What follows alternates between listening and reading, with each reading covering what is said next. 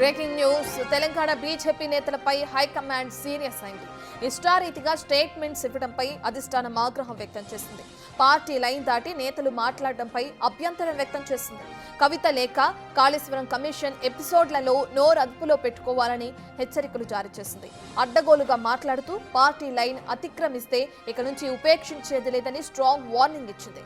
సొంత ఎజెండాలు పక్కన పెట్టండి, పార్టీ ఎజెండాను దృష్టిలో పెట్టుకోండి అంటూ నేతలకు సూచన చేసింది.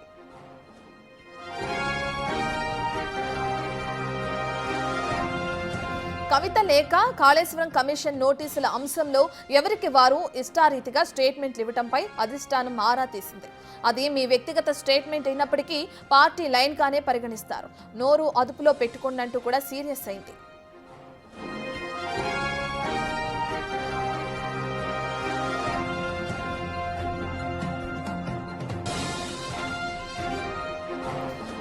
కవిత లేఖ ఇష్యూ, అదే విధంగా కాళేశ్వరం కమిషన్ ఇష్యూస్ ఏవైతే కొనసాగుతున్నాయో తెలంగాణలో వాటికి సంబంధించి బీజేపీ నేతలు నోరు పారేసుకోవడంపై బీజేపీ అధిష్టానం వాళ్ళపైన సీరియస్ అయినట్లు మనం చూస్తున్నాం. దీనికి సంబంధించిన పూర్తి డీటెయిల్స్ అందించడానికి మా ప్రతినిధి వెంకట్ అందుబాటులో ఉన్నారు. రైట్ వెంకట్. రత్న, చివరికి రాష్ట్ర బీజేపీ నేతల వ్యవహార శైలి అధిష్టానం వరకు వెళ్ళిందని చెప్పుకోవచ్చు. స్ట్రాంగ్ వార్నింగ్ కూడా ఇచ్చినట్టుగా స్పష్టంగా తెలుస్తోంది.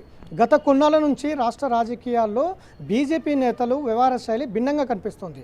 ఎవరు ఎప్పుడు ఏం మాట్లాడతారో, ఎవరు ఎప్పుడు ఎలాంటి కామెంట్లు చేస్తారో తెలియని సందిగ్ధంలో బీజేపీ నేతలు ఉన్నారనేది గత కొంతకాలం నుంచి నడుస్తుంది.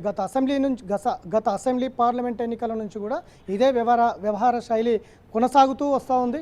తాజాగా లేఖ ఏదైతే కవిత కేసీఆర్కి రాసినటువంటి లేఖ అంశం కావచ్చు, కాళేశ్వరం కమిషన్ ఇచ్చినటువంటి నోటీసుల అంశంలో కావచ్చు, బీజేపీ నేతలు భిన్న అభిప్రాయాలు వ్యక్తం చేస్తున్నటువంటి నేపథ్యం ప్రస్తుతం బీజేపీలో కనిపిస్తుంది. ఒకరు కవిత మీద ఒక రకంగా కామెంట్ చేస్తే మరొకరు దానికి భిన్నంగా కామెంట్ చేస్తున్నటువంటి వ్యవహారం కొనసాగుతూ ఉంది. ఒకరు కవిత పార్టీ పెడుతోంది జూన్ 2న ఒకరు మాట్లాడితే, పార్టీలోకి వస్తే మేము తీసుకోమంటూ కూడా కవిత అనర్హురాలు పార్టీ బీజేపీలో రావడానికంటూ మరొకరు కామెంట్ చేస్తారు.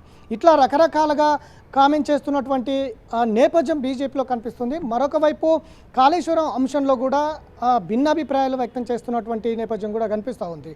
ఒకరు రాజకీయ నోటీసులు కావు, ఇవి అవినీతి నోటీసులు అంటూ కూడా ఒకరు అభిప్రాయపడితే, మరొకరు వీరందరినీ కూడా ఇదంతా కూడా అందులో ఈటల రాజేంద్ర కూడా నోటీసులు రావడంతో పూర్తిగా ఇది ఈటల రాజేంద్ర టార్గెట్ చేస్తూ మాట్లాడుతున్నటువంటి కామెంట్లు అంటూ కూడా ఒకవైపు వినిపిస్తున్నటువంటి మాట. మొత్తము ఈ కవిత రాసినటువంటి లేఖ కావచ్చు, కాళేశ్వరం ఇచ్చినటువంటి నోటీసులు కావచ్చు, అట్లనే తాజాగా జరుగుతున్నటువంటి కాంగ్రెస్ పార్టీ వ్యవహారాలు కావచ్చు, అట్లనే బీఆర్ఎస్ పార్టీ, ముఖ్యంగా బీఆర్ఎస్ పార్టీ సంబంధించిన అంశంలో ఎవరు కూడా నోరు జారొద్దు, పార్టీ ఎజెండా దృష్టిలో పెట్టుకోండి, జాతీయ పార్టీలో ఉన్నారని దృష్టిలో పెట్టుకోండి అంటూ కూడా అధిష్టానం స్ట్రాంగ్గానే ఈసారి నేతలకు వార్నింగ్ ఇచ్చినట్టు కూడా చాలా స్పష్టంగా కనిపిస్తూ ఉంది.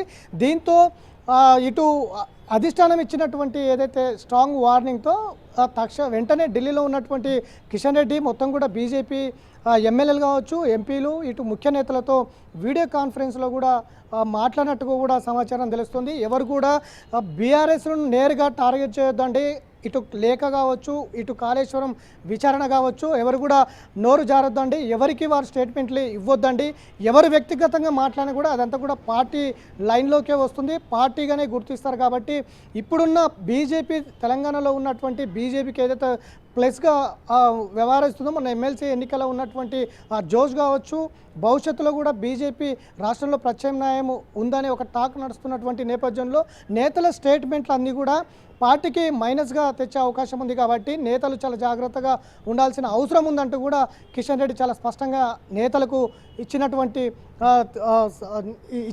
అయితే ఉంది. కాబట్టి ఇట్లా నేతలందరూ చేస్తున్నటువంటి కామెంట్లు బీజేపీ పూర్తిగా వ్యతిరేకత వస్తున్నటువంటి నేపథ్యం ఉంది. గత అసెంబ్లీ ఎన్నికల్లో కూడా ఇదే వ్యవహార శైలి జరిగింది, పార్లమెంట్లో కూడా ఇదే వ్యవహార శైలి జరిగింది.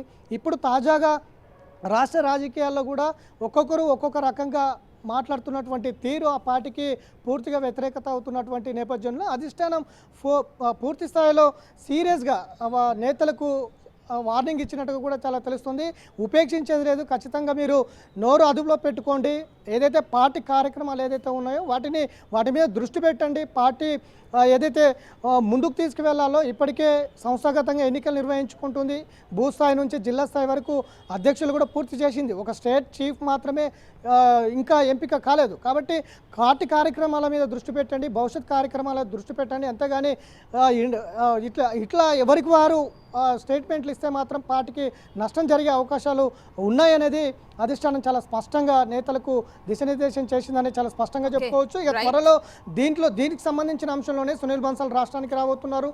పార్టీకి భవిష్యత్ కార్యక్రమాలపైన ఒక సెమినార్ కూడా చేయబోతున్నారు. మోడీ 11 ఏళ్ల పాలన పైన పూర్తిగా ప్రజల్లోకి వెళ్లేందుకైతే బీజేపీ కసరత్తు చేస్తుంది. వచ్చే నెల 8 నుంచి పూర్తి స్థాయిలో 11 ఏళ్ల పాలన ఏ విధంగా ఉంది, దేశం ఏ విధంగా అభివృద్ధి చెందుతుంది, ఈ 11 ఏళ్లలో మోడీ చేసినటువంటి అభివృద్ధి కావచ్చు, సంక్షేమ పథకాలు కావచ్చు, అనేక అంశాల్లో పూర్తిగా ప్రజల్లోకి తీసుకెళ్లేందుకైతే ఒకవైపు బీజేపీ అయితే ప్లాన్ చేస్తున్నటువంటి నేపథ్యం ఒకవైపు కనిపిస్తూ ఉంది. కాబట్టి ఇట్లా పార్టీ కార్యక్రమాలపైన దృష్టి పెట్టకుండా కేవలం బీఆర్ఎస్ను టార్గెట్ చేస్తే మాత్రం బీఆర్ఎస్ టార్గెట్ చేయడంలో నేతలు కొంత సంయమనం పాటించాలి, నోరు అదుపులో పెట్టుకోవాలన్నది అధిష్టానం పూర్తి స్థాయిలో క్లారిటీ ఇచ్చినటువంటి నేపథ్యం అయితే కనిపిస్తోంది. ఇప్పటికైనా అధిష్టానం ఇచ్చినటువంటి క్లారిటీతో బీజేపీ ఎమ్మెల్యేలు కావచ్చు, ఎంపీలు కావచ్చు, ముఖ్య నేతలు కావచ్చు, తీరు మారుతుందా లేదా అనేది అయితే సస్పెన్స్ కొనసాగుతున్నటువంటి నేపథ్యం అయితే ఉంది. రత్న రైట్, థ్యాంక్ యూ వెంకట్.